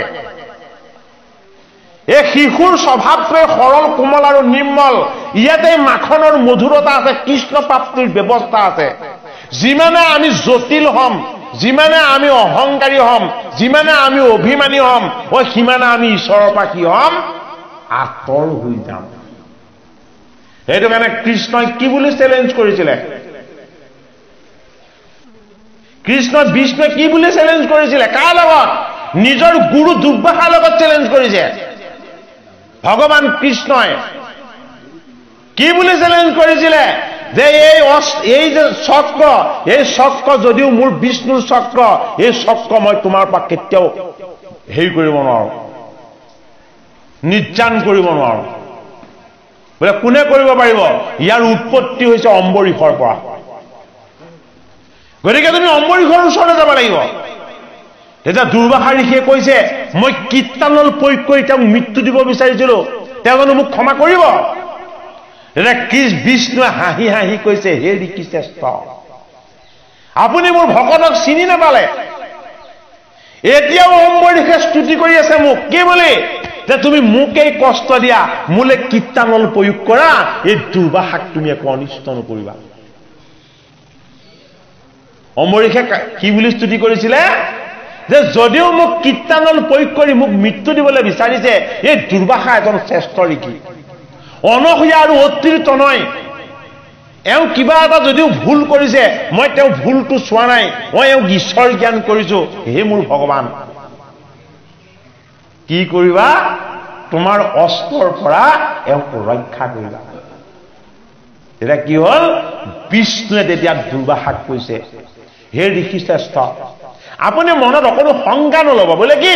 মোৰ ভকত কিমান নিৰ্মল, কিমান কোমল, কিমান সৰল, কিমান উদাৰ, কিমান ক্ষমাৰ গৰাকী, আপুনি সেইটো অনুভৱ কৰিব পৰা নাই। কি হল? দুৰ্বাসাই আহি অম্বৰীষৰ ওচৰত কান্দিছিল যে মই কি ভুল কৰিছিলো? তুমি এই চক্ৰক স্তুতি কৰিছা, এই দুৰ্বাসা ঋষিক, অত্ৰিৰ তনয়ক, অনসূয়াৰ তনয়ক, হে চক্ৰ তুমি ৰক্ষা কৰা। এওঁৰ যদি কিবা অথন্তৰ হবলৈ হয়, এওঁ মোৰ গৃহলৈ অতিথি ঈশ্বৰ হৈ আহিছিলে, এওঁৰ যদি কিবা কেনেবাকে ক্ষতি হবলৈ হয়, তেতিয়াহ'লে মোৰ পাপ হ'ব। কি বুলি চক্ৰক স্তুতি কৰিছিলে অম্বৰীষে? যে তুমি ঋষিজনক ৰক্ষা কৰা, তুমি এই চক্ৰৰূপ, তুমি এই বিষ্ণু, তুমি এই জগতৰ প্ৰতিপালক, জগতৰ প্ৰতিটো বস্তুকেই কেৱল কাল ৰূপত তুমি এই প্ৰতিপালন কৰি আছা। হে মোৰ ভগৱান, এই দুৰ্বাসাক তুমি তোমাৰ এই চক্ৰৰ প্ৰহাৰৰ পৰা তুমি ৰক্ষা কৰা। গতিকে নৱম স্কন্ধত দেখাইছে ভক্তিৰ শ্ৰেষ্ঠতা। নৱম স্কন্ধত দেখাইছে ভগৱন্ত বিষ্ণুৰ বৈষ্ণৱৰ মহিমা, হয়নে? ভগৱন্তই প্ৰত্যক্ষভাৱে কৰিব পাৰো বুলি নকলে যে মোৰ ভকতেই তোমাক উদ্ধাৰ কৰি দিব, এই পথটো ভগৱন্ত প্ৰভুৱে দেখুৱাইছে। গতিকে ভাগৱতত থকা বাস্তৱ ভগৱানজনক আমি আমাৰ মাজত বিচাৰ কৰি চাব লাগিব। আমাৰ মাজত যদি আমি সেইজন ভগৱন্তক সেৱা আৰু উপাসনা নকৰো, তেতিয়াহ'লে আমাৰ কেতিয়াও ঈশ্বৰ প্ৰাপ্তি নহব। কৃষ্ণ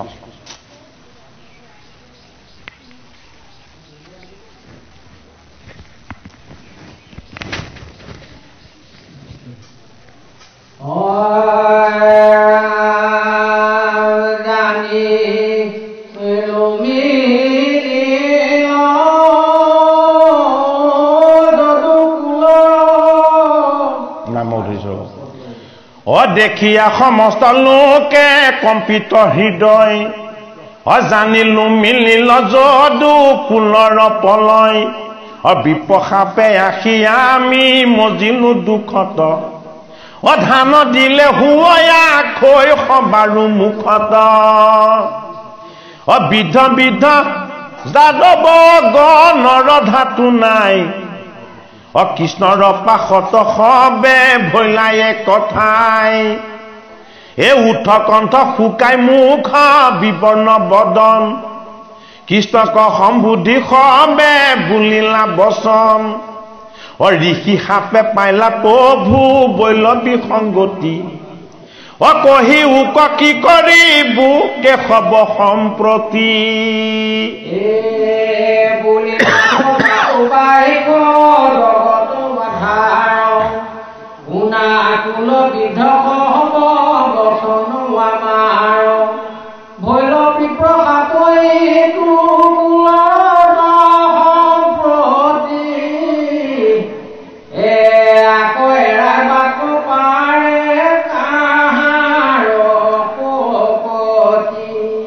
এনে দেখো আমি আউল উপায় ইহাত অমিলয় মহা উৎপাত দেখা দ্বাৰকাত। কৃষ্ণ সত্যটো বুজাই দিছে। কি বুজাইছে? মই ঈশ্বৰ হয়, কিন্তু মই গুণময় নহয়। এই দ্বাৰকাত যিবিলাক গুণময় উপদ্ৰৱ চলিছে, এই গুণবিলাকত মই হাত নিদিওঁ। গতিকে বয়স হলে বৃদ্ধ হবই। বৃদ্ধ কোনো নোহোৱাকে কেতিয়াও বয়সত নেথাকে। বোলে কিয়?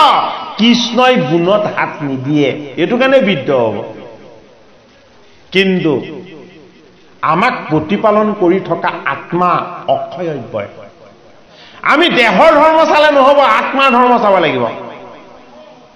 এই আত্মাৰ ধৰ্ম যিসকলে চায়, সেইসকলৰ মনত এটা ভাৱনা বৰ গভীৰকে সাজ বহি যায়।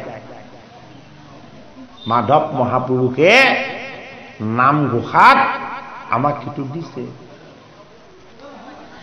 এ প্ৰাণ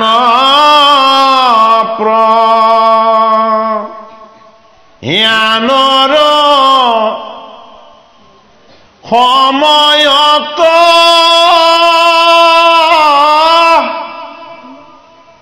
কফ বাত পিত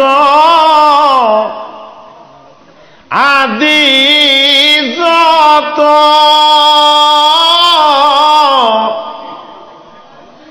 এ কণ্ঠ নিৰোধনে তোমাৰ স্মৰণ কথা।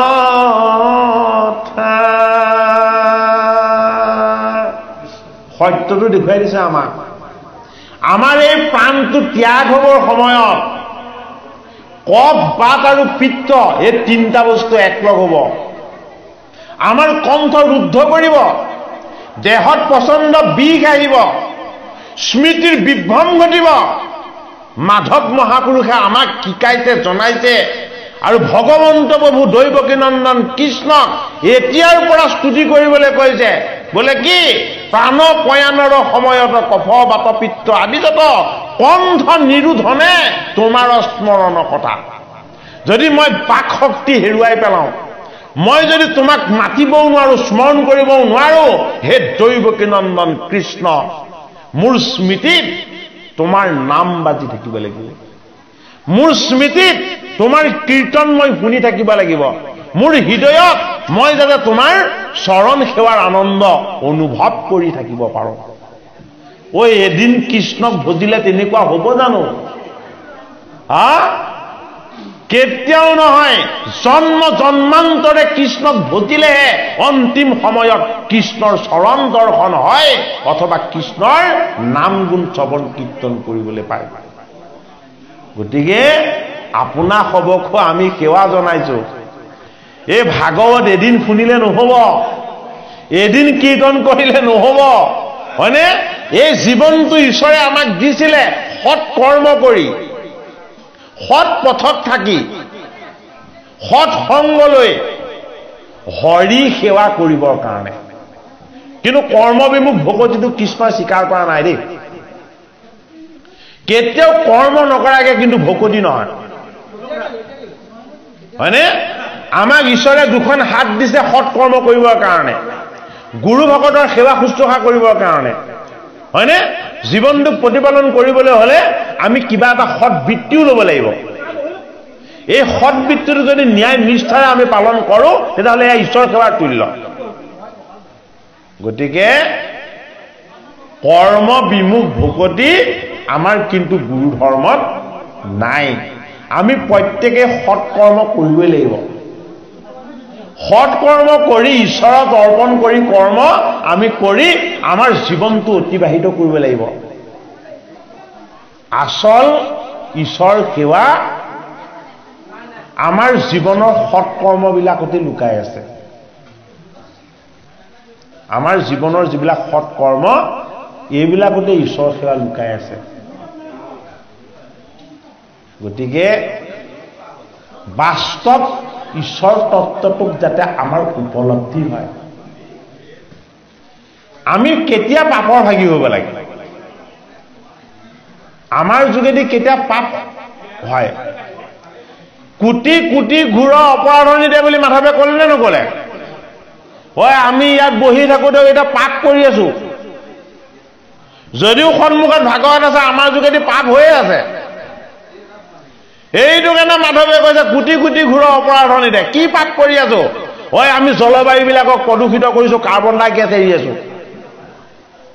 আছো নে নাই হা আমাৰ যোগেদি এই প্ৰকৃতিত পাপ হৈ আছে নে নাই হয়নে ঐ এই পাপটোত পুণ্য দেখিব লাগিব বোলে কি ঐ মই যি কাৰ্বন ডাই গেছ এৰিছো ঐ ইয়াৰ বিৰিখবিলাকে লৈ আছে গোটেই সিহঁতৰ কল্যাণ কৰা হৈছে হয়নে দৃষ্টিটো ঈশ্বৰ দৃষ্টি হ'ব লাগিব যে মই যিটো লৈছো সেইটো তুমি দিয়া আৰু মই যিটো এৰিছো সেইটো তোমালে দিছো কালে দিছো কাৰ্বন ডাই গেছটো আমি বিৰিখক দিছো বিৰিখে আমাক কি দিছে কাৰ্বন ডাই অক্সাইডটো লৈ আমাক অক্সিজেনটো দিছে হয়নে বাৰু সেইটো কাৰণে যধে মধে গছ কাটিব নাপায় গতিকে আমি আচল শুদ্ধ ঈশ্বৰ তত্ত্বটো চাব লাগিব আমাৰ সকলো লোকেই বাৰীত ফুল গছ হয়নে বাৰু বা অন্যান্য ফল মূলৰ বৃক্ষ হয়নে তাৰ উপৰিও ঠাই থাকিলে মূল্যৱান গছ আদি লগায় কিছুমানে আকৌ নিন্দা কৰে কি বুলি কয় ঐ এইটো চাকৰি আছে ব্যৱসায় আছে আকৌ সেই সোপা কাঠনিও লগাইছে ইয়াক ধনে নাতে কয়নে নকয় তেনেকে হয়নে এটা বিৰিখ এটি পুত্ৰ সম এই প্ৰকৃতিখনত যদি আমি কাৰো অনিষ্ট নোহোৱাকে এটা যদি বিৰিখ পুলি ডাঙৰ কৰি থৈ যাব পাৰিছো এই পুলিটোৱে এই প্ৰকৃতিত অক্সিজেন উৎপাদন কৰিব হয়নে বাৰু ই কাঠ দিব বা কিবা এটা তাৰ পৰা দাম দিব সেইটো পাছৰ বস্তু ই কি কৰিব এই পৃথিৱীখনক শোধন কৰিব হয়নে নহয় কথাখিনি গতিকে আমি কথাখিনি অকল পাৰ্থিৱ দৃষ্টিৰে চালে নহব অপাৰ্থিৱ ঈশ্বৰ দৃষ্টিৰে চাব লাগিব ঐ নিজে ৰোৱা পুলিটোত পানী দিলে নহব বেলেগে ৰোৱা পুলিটোতো নি পানী অকণমান দিব লাগিব জগতৰ মংগল হওক কুশল হওক হিত হওক এই চিন্তাটো আমাৰ মনৰ মাজত থাকিব লাগিব ভগৱান কৃষ্ণই ভাগৱতৰ দশম স্কন্ধত পত্নী প্ৰসাদ তত্ত্ব যেতিয়া প্ৰকাশ কৰিছে বিপ্ৰ পত্নীসকলৰ ওচৰলৈ প্ৰথমতে বিপ্ৰসকলক আৰু তাৰ পাছত বিপ্ৰ পত্নীসকলক যেতিয়া অন্ন বিচাৰি তেওঁ গোকুলৰ তেওঁ গোপাল কেইজনক যেতিয়া পঠাইছে পঠোৱাৰ আগত ভগৱান কৃষ্ণই গোপ বালক কেইজনক এটা কথা কৈছে সেইটো কাৰণে ভাগৱত অমৃতময় ভগৱান কৃষ্ণৰ চৰণ চুই গোপ বালক কেইজনে সেৱা কৰিছে হে কৃষ্ণ ভগৱান ইমান উত্তাপ পাইছো ইমান গৰম পাইছো ইফালে ভোকো লাগিছে তুমি আমাক ৰক্ষা কৰা তেতিয়া কৃষ্ণই হাঁহি হাঁহি কৈছে মোৰ চৰণ চুই সেৱা কৰিব নালাগে কি কৰা এই বিৰিখবিলাকক স্পৰ্শ কৰি কৰি সেৱা কৰা গোপবালকক কৈছে কৃষ্ণই এই বিৰিখ কেইজোপাক তোমালোকে সেৱা কৰা মোক সেৱা কৰিব নালাগে বোলে কিয় এই বিৰিখ কেইজোপাই আমাক ৰ'দত এতিয়া ছাঁ দিছে এই বিৰিখত ছাঁত আমি এতিয়া আশ্ৰয় লৈছো এই বিৰিখে আমাক খৰি দিছে এই বিৰিখে আমাক ফল দিছে এই বিৰিখে আমাক ফুল দিছে মই কৃষ্ণই তোমালোকক কি দিছো একো দিয়া নাই মাত্ৰ সংগ দিছো তোমালোকৰ জীৱনৰ কাৰণে প্ৰয়োজনীয় বহুতখিনিয়েই এই বৃন্দাবনৰ বিৰিখবিলাকে দিছে হে গোপবালকসকল এই বিৰিখ কেইজোপাৰ প্ৰতি তোমালোক কৃতজ্ঞ হোৱা তেতিয়া গোপবালক কেইজনে কান্দিছে কিয় কান্দিছে যে আমি কৃষ্ণক চিনি নাপাইছিলো আমি কৃষ্ণক দেহৰ ভগৱান বুলি ভাবিছিলো এই গছবিলাকো যে তেওঁ আমি সেই কথাটো বুজা নাছিলো গছবিলাক কোন গছবিলাক কৃষ্ণ নিজেই কাৰণ গছবিলাকত থকা আত্মাৰ শক্তিটোৱে কৃষ্ণ এইটো কাৰণে কৈছে প্ৰেম ভাৱেৰে শ্ৰদ্ধা ভাৱেৰে ভক্তি ভাৱেৰে এই বিৰিখবিলাকক তোমালোকে স্পৰ্শ কৰি সেৱা কৰা এই বিৰিখবিলাকক আশীৰ্বাদ ভিক্ষা কৰা তেতিয়াই মোৰ আশীৰ্বাদ পাবা হয়নে? ঐ এফালে জল, সিফালে জীৱ, অন্যফালে বিৰিখ, তাতেই কৃষ্ণৰ ৰাস ক্ৰিয়া হৈছে। কথাখিনি লক্ষ্য কৰিছেনে বাৰু? এফালে জল, এফালে জীৱ, এফালে বিৰিখ, অন্যফালে প্ৰকৃতি নাৰী, তাতেই কৃষ্ণই ৰাস ক্ৰিয়া কৰিছে। সমস্ত কামনাৰ পৰা মুক্ত হৈ নিষ্কাম নৃত্য কৰিছে কৃষ্ণই। গতিকে কৃষ্ণৰ চৰিত্ৰ পৰম অমৃত। কৃষ্ণৰ অমৃত চৰিত্ৰটো আমি উপলব্ধি কৰিব পাৰিব লাগিব। এই কৃষ্ণই যেতিয়া বিৰিখবিলাকৰ ফালে গোপবালকসকলক যেতিয়া দেখুৱাই ক'লে, এইবিলাকক যদি তোমালোকে ভাল নোপোৱা, মৰম নকৰা, তেতিয়াহ'লে মোক তোমালোকে ভক্তি কৰি একো লাভ নাই। গোপবালক কেইজনে কি কৰিলে? চকু মুদি কৃষ্ণৰ চৰণ চুই সেৱা কৰি ক'লে, হে কৃষ্ণ, তোমাতকৈ কৃপালু, তোমাতকৈ শ্ৰেষ্ঠ দেৱ এই জগতত কোন আছে? তুমি নিজক দেখুওৱা নাই, তুমি জগতক সংসাৰক দেখাইছা। তুমি কেনেকে ব্যক্ত হৈ আছা, তুমি তাক দেখাইছা। আৰু তাৰ পাছত কি কৰিছে? কৃষ্ণৰ নামে কৈছে, তোমালোকক কথা কৈ কৈ মোৰ ভোক লাগিছে, পিয়াহ লাগিছে। এইবাৰ কাৰ ভোক পিয়াহ লাগিলে? অ ৰাম কৃষ্ণৰ ভোক পিয়াহ লাগিলে। যাৰ কোনো ভোক নাই, পিয়াহ নাই, তৃষ্ণা নাই, এইজন ঈশ্বৰৰ এইবাৰ তৃষ্ণা লাগিলে, ভোক লাগিলে। আৰু কি কৈছে? যে তোমালোক এতিয়া বিপ্ৰসকলৰ ওচৰলৈ যোৱা, আমাৰ কাৰণে অন্ন আনিবলৈ। অ কিয়নো প্ৰথমতে বিপ্ৰসকলৰ ওচৰলৈ পঠালে? কৃষ্ণ আৰু ৰামে জানে এই বিপ্ৰসকলক, এই গোপবালকসকলে ভগৱান বুলি ভাবে। তেওঁলোক বেদজ্ঞ পণ্ডিত, তেওঁলোক ডাঙৰ ডাঙৰ ব্ৰাহ্মণ, তেওঁলোক সৰ্বজ্ঞ বুলি ভাবে। এই সৰ্বজ্ঞসকলে কৃষ্ণক চিনি পায় নে নাপায়? ঐ এবাৰ তেওঁলোকে প্ৰমাণটো লৈ লওক। যি কৃষ্ণই বিৰিখত, নদীত, প্ৰকৃতিত, সমস্ত জীৱতে মই আছো বুলি গোপবালকক শিকাইছে, সেইজন কৃষ্ণক সাধন সিদ্ধ বিপ্ৰসকলেনো চিনি পায় নে নাপায়? এই গোপবালকসকলে এবাৰ পৰীক্ষা কৰক। যজ্ঞ কুণ্ডত যজ্ঞ কৰি থকা ঋষি সমাজৰ ওচৰলৈ গৈ জানো পাৰি, দশমত আছে, বিপ্ৰপত্নী প্ৰসাদৰ কথাখিনি ক'ব লাগিব। এয়া কৃষ্ণ ভক্তিৰ ৰহস্য তত্ত্ব। জানো পাৰিলৈ গোপবালকসকলে ঋষিসকলক ভগৱত জ্ঞান কৰিছে। হে শ্ৰেষ্ঠ শ্ৰেষ্ঠ ঋষিসকল, আমি আপোনালোকক শ্ৰদ্ধা জনাইছো, আমি আপোনালোকক সেৱা জনাইছো।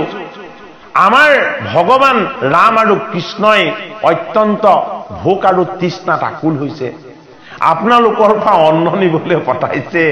গতিকে আমাক অন্ন দি উদ্ধাৰ কৰক।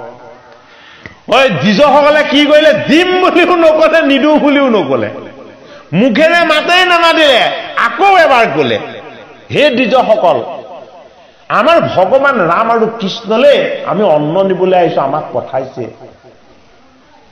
তেতিয়া বিপ্ৰসকলে কলে, বেদজ্ঞ ব্ৰাহ্মণ আমি, ঐ আমাৰ আগত কোনে ৰামকৃষ্ণ নন্দৰ সুদ ওলাইছে? এইসকলক আমি কি অন্ন দিম? কি প্ৰয়োজন আছে? হয়নে বাৰু? অধু মুখে অধু বদনে তেওঁলোক ঘূৰি আহিলে। গতিকে আমাৰ সেৱা যাতে যন্ত্ৰব্ৰত নহয়, আমাৰ সেৱা যাতে জড় নহয়। ভাগৱত কথা শুনিলেহে ঈশ্বৰ সন্তুষ্ট হ'ব। ঐ ভাগৱতৰ সন্মুখত ধূপ চাকি জ্বলালে ভগৱান সন্তুষ্ট নহয়। ভাগৱতত থকা আত্মাটোক ল'ব লাগিব। আত্মাৰ অগ্নি হ'ল বন্তি, এই আত্মাৰ অগ্নিৰ যি সুগন্ধি, এয়াই হ'ল ধূপ। সেই সুগন্ধি আমি পাব লাগিব। এই পাৰ্থিৱ ধূপ চাকিৰ সুগন্ধি আমাক কেতিয়াও উদ্ধাৰ নকৰে। আত্মিক ধূপ চাকিবিলাকক আমি দেখিব লাগিব। কৃষ্ণই সেই তত্ত্ব দৰ্শন কৰাইছে। গোপবালকসকলে কান্দিলেহি যে ঋষি সমাজে আমাক অপমান কৰি পঠিয়াইছে। কি অপমান কৰিছে? আমাৰ ভগৱান ৰামকৃষ্ণক এই ঋষিসকলে চিনিয়ে নাপায় কোন নন্দৰ সুত বুলি প্ৰশ্ন কৰিলে গতিকে ঈশ্বৰক জানো বুলি কোৱাটো অহংকাৰ হয়নে বাৰু ঋষিসকলে নিধি পাঠ কৰিছে কিন্তু কৃষ্ণক কোনেও জানিব নোৱাৰে এইটো এটা তত্ত্ব কোন নন্দৰ সুত বুলি আওকাণ কৰি যে কৈছে এয়া পাপ হৈছে কিন্তু নন্দৰ সুত দৈৱকী নন্দন কৃষ্ণক কোনেও কেতিয়াও পৰিপূৰ্ণকে চিনি পাব নোৱাৰে ভাগৱতত এইটো সত্য দেখাইছে তেতিয়া কি কৰিলে যে এওঁলোকে নিদিলে এইবাৰ বিপ্ৰ পত্নীসকলৰ ওচৰলৈ যোৱা দশম স্কন্ধত বিপ্ৰ পত্নী প্ৰসাদ কৃষ্ণই দিছে কাক দিছে কৃষ্ণৰ ভকতক দিছে আমি যেতিয়ালৈকে বিপ্ৰ পত্নীৰ প্ৰসাদ নাপাম তেতিয়ালৈকে কৃষ্ণৰ চৰণ নাপাম সেইজন কৃষ্ণক স্তুতি কৰিছে প্ৰাৰ্থনা কৰিছে উপাসনা কৰিছে কোনে দশ দিগপালে স্তুতি কৰিছে এইখিনি কথাকে কৈ কৃষ্ণৰ চৰিত্ৰ আৰু লীলা কৈ ভগৱান কৃষ্ণক স্তুতি কৰিছে বিপ্ৰ পত্নীসকলক যেতিয়া আঁঠু কাঢ়ি গোপবালকসকলে ক'লে যে আমাৰ ভগৱান ৰামকৃষ্ণই তোমালোকৰ পৰা অন্ন নিবলৈ পঠাইছে যেতিয়াই ৰাম আৰু কৃষ্ণৰ নাম শুনিলে বিপ্ৰ ভাৰ্যাসকলে হুক হুককে কান্দিবলৈ ললে তেওঁলোকৰ চকু পানী ববলৈ ললে কিহত কৃষ্ণ প্ৰেমত ইমান কৃপাময় ইমান পতিত পাৱন ভগৱান কৃষ্ণ তেওঁ চৰণ এবাৰ দৰ্শন পাম বুলি গোটেই জীৱনটো আমাৰ স্বামীসকলৰ চৰণ সেৱা কৰিছো আৰু এইবাৰ আমি মনে প্ৰাণে ভাবিছিলো আমি গোকুলতে গৈ কৃষ্ণৰ এবাৰ চৰণ দৰ্শন কৰি আহিব কিন্তু কৃষ্ণ কিমান পতিত পাৱন এইবাৰ কৃষ্ণ নিজেই আগবাঢ়ি আহি এই বিপ্ৰ পত্নীৰ গৃহৰ ওচৰ পাইছেহি গতিকে এইটো জনমত যদি আৰু আমাৰ কৃষ্ণ দৰ্শন নহয় তেতিয়াহ'লে আকৌ আমি এই জীৱন নেপাম বিপ্ৰ পত্নীসকলে অমৃতময় অন্ন যেতিয়া লৈ যেতিয়া ওলাবলৈ ললে তেওঁলোকৰ স্বামীসকলে বাধা দিয়াত লাগিলে আন যত সবে মিছা ভক্তিৰ অভাৱে সকলোৱে মিছা যদি আমাৰ লগত ভক্তিৰ সম্পত্তি নাথাকে বিপ্ৰ পত্নীসকলক বাধা দিছে স্বামীয়ে যদি ৰামকৃষ্ণক তহঁতি অন্ন দিবলৈ যাও তেতিয়াহ'লে তাৰ পৰা ঘূৰি আহিব নোৱাৰিবি বোলে কিয় আমাৰ ভাৰ্যা ৰূপেৰে তোমালোকক স্বীকাৰ নকৰো কি কৰিলে তেতিয়া প্ৰত্যেকগৰাকীয়ে ক'লে সেয়াই হ'ব যদি ৰামকৃষ্ণক অন্ন দিয়াৰ কাৰণে যদি তোমালোকে আমাক ভাৰ্যা বুলি স্বীকাৰ নকৰা তেতিয়াহ'লে তাকেই হ'ব আমি সেয়াই কৰিম হয়নে ভক্তিৰ স্বাধীনতা কৃষ্ণ ভক্তিৰ উদাৰতা কোনো সামাজিক সাংসাৰিক বন্ধনে ভগৱান কৃষ্ণ ভক্তিক কেতিয়াও বাধা দিব নোৱাৰে সেই তত্ত্বৰ উপৰিও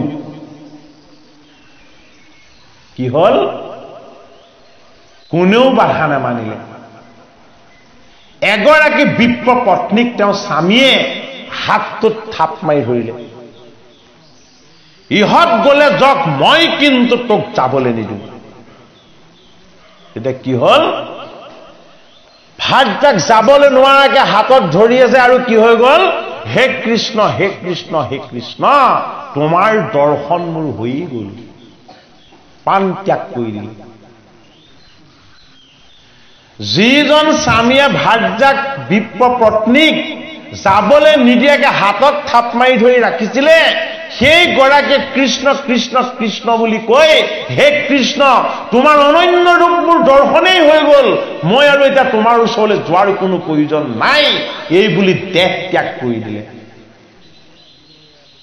লগে লগে তেওঁ স্বামী হতভম্ব হৈ গল মই কি ডাঙৰ পাপ কৰিলো মই হাতত ধৰি থাকোঁতে এওঁ মূৰ্ছিত হৈ প্ৰাণ ত্যাগ কৰি দিলে। মইতো নৰহত্যাৰ পাপত পৰি গলো। কি হল? বাকী বিপ্ৰ পত্নীসকলে হাতত অন্ন লৈ যেতিয়া কৃষ্ণৰ ওচৰ পালে, তেতিয়া কৃষ্ণ কি ৰূপত আছে? কৃষ্ণ তেতিয়া চতুৰ্ভুজ ৰূপত আছে। অনন্য হৈ কৃষ্ণই সকলোলৈকে চাই ইখন ইখন হাঁহি কৈছে যে তোমালোকে মোক দৰ্শন কৰাৰ যে ইচ্ছা সদায় কৰিছিলা, মই আজি সেই দৰ্শন দিবলৈকে আহিছো। এয়াই হল তোমালোকে মোৰ প্ৰতি অনা অন্ন। এয়াহে বিপ্ৰ পত্নী প্ৰসাদ, যত কৃষ্ণ দৰ্শন হয়। কাৰ? সকলোৰে একেলগে একে ঠাইত। গোপবালকসকলে কৃষ্ণক দুই ভোজত দেখিছিলে। বিপ্ৰপত্নীসকলে হাতত অন্ন লৈ, হে কৃষ্ণ, হে প্ৰাণৰ কৃষ্ণ, তোমাৰ চৰণ দৰ্শনৰ কাৰণে আমি সদায় সপোন দেখো। তোমাৰ চৰণ এবাৰ স্পৰ্শ কৰিবৰ কাৰণে আমি সদায় আকুল হৈ থাকো। তুমি তেনে শিশু অৱস্থাতেই পুতনা, চক্ৰ বা বকাসুৰ ইমান অসুৰবিলাকক বধ কৰিছা। তুমিয়েই জগতৰ নায়ক, তুমিয়েই ভগৱান। আমাৰ স্বামীসকলে তোমাক দৰ্শন কৰিবলৈ আমাক সুযোগ দিয়া নাছিলে। এতিয়া কি হল? কৃষ্ণই আত্মাৰূপত, পৰমাত্মা ৰূপত পৰম সুন্দৰ হৈ সমস্ত বিপ্ৰ পত্নীসকলক তেওঁ ঈশ্বৰ সুখৰ আনন্দ দান কৰি, আৰু যেতিয়াই কৃষ্ণক চকুমুদি ধ্যান কৰি যেতিয়া দেখিলে, প্ৰত্যেকৰে হৃদয়ত একেই কৃষ্ণৰ ৰূপ বিপ্ৰ পত্নীসকলে দেখা পালে। গতিকে কৃষ্ণক বাহিৰত দেখিলেই নহব, ভিতৰতো দেখিব লাগিব। যি আধ্যাত্মিক ঈশ্বৰ তত্ত্ব আমাক ভাগৱতে লবলৈ শিকাইছে। এতিয়া বিপ্ৰ পত্নীসকলক কৃষ্ণই কলে যে তোমালোকক এতিয়া মই কি বৰ দিব লাগে কোৱা? তোমালোকে মোক যি ভক্তি কৰিছা, মই ইয়াতকৈ আৰু কি বিচাৰিম? ইয়াতকৈ মোৰ ডাঙৰ শ্ৰেষ্ঠ সম্পত্তি একো নাই। সাক্ষী হল বৃন্দাবনৰ বিৰিখ, সাক্ষী হল বৃন্দাবনৰ তিনতৰু লতিকা, সাক্ষী হৈ চাই থাকিলে তাত থকা জীৱবিলাকে। কুলু কুলু ধ্বনিৰে বৈ থকা যমুনাই পালে কৃষ্ণৰ সেই স্পৰ্শ। যি চতুৰ্ভুজ ৰূপ কৃষ্ণই ধাৰণ কৰিছিলে, বৃন্দাবনৰ সকলোৱে দেখা পালে। বিপ্ৰ পত্নীসকলক কলে যে এতিয়া মই কি বৰ দিব লাগে কোৱা? তেতিয়া কৈছে যে আমি আপোনাৰ ওচৰলৈ আহিবৰ সময়ত আমাৰ স্বামীসকলে আমাক ঘূৰি যাবলৈ হাত দিছে। তেতিয়া কৃষ্ণই হাঁহি হাঁহি কৈছে, তোমালোক যাব নেলাগে, তোমালোকক তেওঁলোকে নিবলৈ আহিব। কিয় নিবলৈ আহিলে? সেই গৰাকীক যে থাপ মাৰি ৰাখোতে প্ৰাণ ত্যাগ কৰিলে। যদি আমি এইসকলক গৈ তাৰ পৰা আগুৱাই যদি আমি নানো, তেতিয়াহ'লে আমি মহাপাপত ডুবিব লাগিব। আমাৰ ডাঙৰ পাপ হ'ব। গোটেই জীৱনটো নিস্বাৰ্থভাৱে আমাৰ ভাৰ্যাসকলে আমাৰ চৰণ সেৱা কৰিছে। এইসকলক কৃষ্ণ দৰ্শনৰ আনন্দৰ কাৰণে আমি বাধা দিছিলো। যি আনন্দই জীৱক উদ্ধাৰ কৰে, তেনে আনন্দক বাধা দিয়াটো আমাৰ পাপ আছিলে। আমি যজ্ঞ কৰি উদ্ধাৰ হ'ব নোৱাৰিম। কি দৰ্শন হ'ব লাগিব? কৃষ্ণৰ চৰণ দৰ্শন হ'ব লাগিব।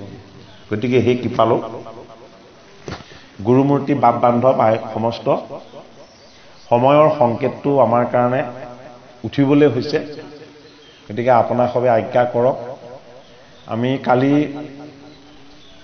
গোটেই দিনটো কলেজত কাম কৰাৰ পাছত, গোটেই ৰাতিলৈকে জাৰ্ণি কৰি অহাৰ পাছত এতিয়া আপোনালোকৰ আশীৰ্বাদ যে ৰাতিপুৱাৰ পৰা এতিয়ালৈকে 4 ঘণ্টা সময় আমি আপোনালোকক পাঠ আৰু ব্যাখ্যা আগবঢ়ালো। মাতটো অলপ বহি গৈছে, আকৌ মই তেজপুৰলৈ ঘূৰি যাবগৈ লাগিব। গতিকে এতিয়া আপোনালোকৰ আজ্ঞা বিচাৰিছো, অনুমতি বিচাৰিছো, যাতে আমাৰ আজিৰ পাঠ আৰু ব্যাখ্যা ইমানতে যাতে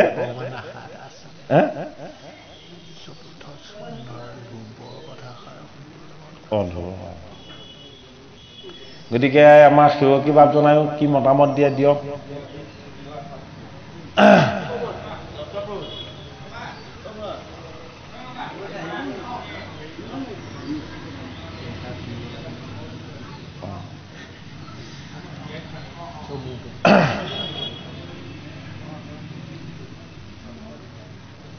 বাজনা পাইনে উঠিব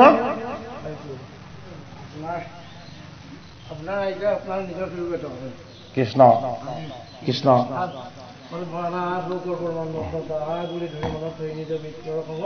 আঙুলি মুখত জালে যে হে প্ৰভু তোমাৰ মুখপদ্মহন্তে এনেধৰণে আমি পুৰাণ সূৰ্য ভাগৱত ভাগী শ্ৰৱণ কীৰ্তনৰ আশাৰে তোমাক এই নিমন্ত্ৰণ কৰি ইয়াতে আমাৰ অনেকখিনি যেনেধৰণে তোমাৰ পায়ভাগটো মানে আমি সেৱা ভাগি ঘূৰিব পাৰিছোঁ তেনেদৰে কিছু কৰিব পৰা অনেকখিনি অপৰাধ হৈছে সৰ্বতো খবৰ দি তোমাৰ মৰিখন কৰিলে প্ৰভু ভগৱন্তৰ মৰিখন কৰে ইয়াৰ গোটৰতে অধমে কাকুতি কাৰ্পিণ্য কৰি গলাই বস্ত্ৰ মানে অভয় চৰণে সন্মুখীনতা হৈছে হৰি ৰাম হে ৰাম ৰাম জয় পৰ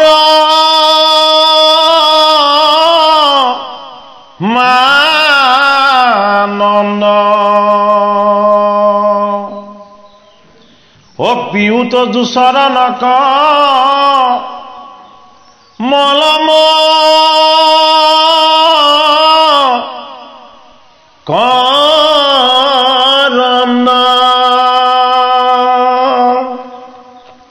হে ৰাম ৰাম কৃষ্ণ ৰাম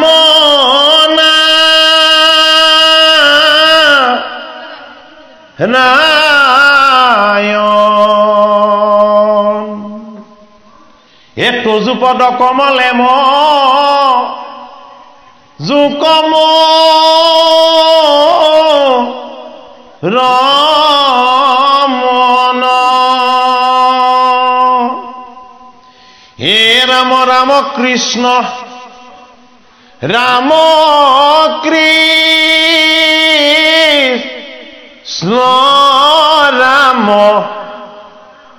এ তুমি গুণনিয়ন্তানীৰ গুণ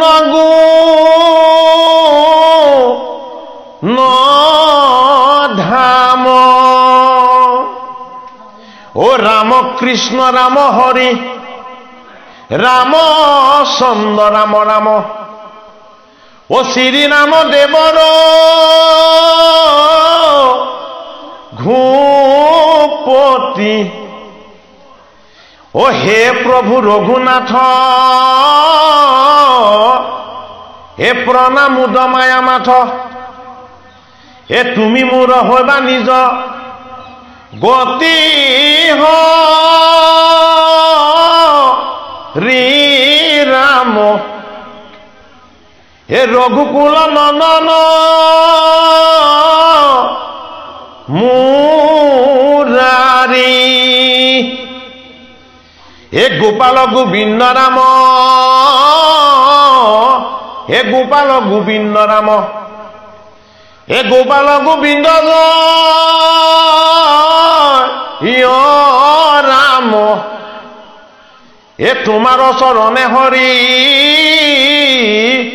এ কেৱল ভকতি বিনে হে মোৰ আৰু নাহি আন ও কাম হৰি